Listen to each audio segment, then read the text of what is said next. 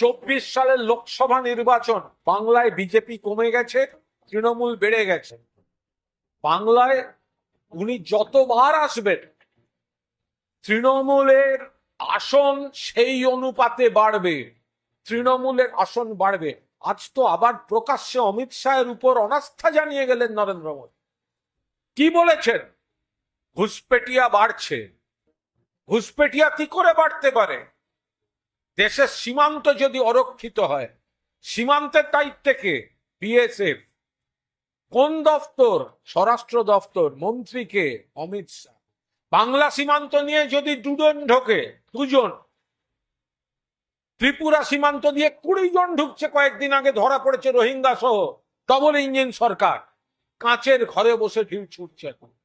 যতগুলো উনি অভিযোগ ভিত্তিহীন ভাবে তোলার চেষ্টা করেছেন, প্রত্যেকটা অভিযোগে বিজেপি নিজে অভিযুক্ত।